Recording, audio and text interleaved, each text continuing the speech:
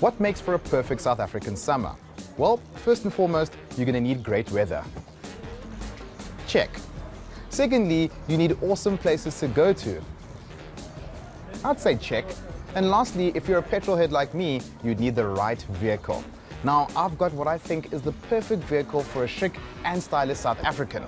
This is the new Mini Cooper Convertible, and today we want to find out how well this vehicle works as a lifestyle accessory.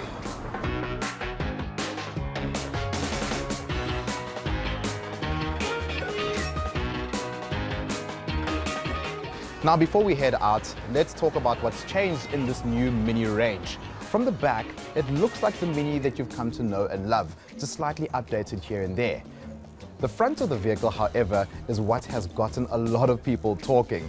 Now, some people hate this look, other people love it. Personally, I like the fact that it stands out. Yes, the grille is a bit strange because it's a grille within a grille, but I like the fact that you still see a lot of Mini DNA there, only much more modern looking.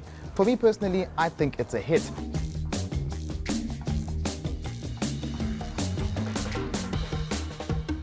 Another thing we need to remember when it comes to owning a Mini is that it's not really about driving the car, but rather the lifestyle that surrounds it. And that is why Minis have been so successful to this day. When you look at the vehicle, it automatically says something about you. For instance, this car has many elements to it where people say, that's a nice thing. Look at the roof. There's a Union Jack print on that. The Union Jack print can also be seen at the back tail lights. And all those things are what makes a Mini quirky. People love quirk, and that is why Mini has worked for so long.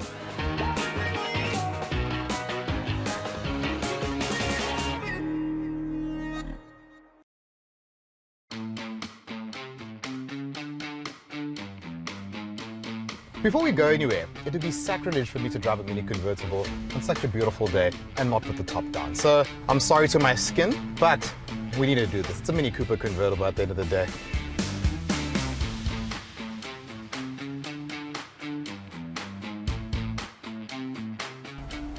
So, as they say, let the games begin.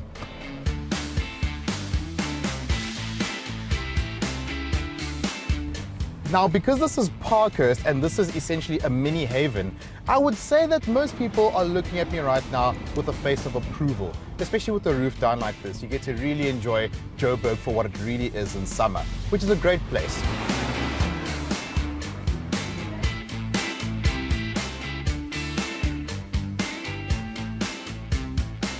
I personally feel if you're going to have a Mini, especially a Cooper, you need to have an S. Now, I have personally owned two Cooper S's before this, an R53 and an R56. Now, when it comes to this F56 range, a lot changed.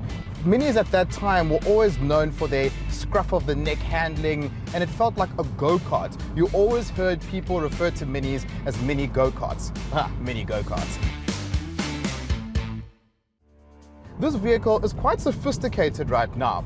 It uses a 2-liter turbo engine that gives you 141 kilowatts, 280 newton meters of torque. 0 to 100 is taken care of in 7.1 seconds in the convertible that I'm currently in. So performance-wise, it's all there. But my biggest concern with the F56 range of the Mini was that it was a little bit too grown up for my liking. But getting inside this car now, I appreciate that, especially because it's a convertible. Convertibles are known for what they call scuttle shake. But in this car, the car feels really nice and tight and solid.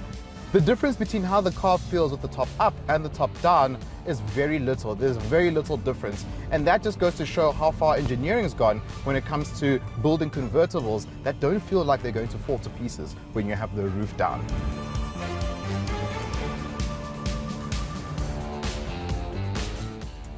Now, when it comes to the interior changes of the vehicle, Minis have actually had a good thing going when it comes to the interiors, because Mini has always had quite an out there interior, and sometimes it can work for you or against you. In this case, I must say it's worked for them. Because it's quite retro, it looks quite modern even in this day and age.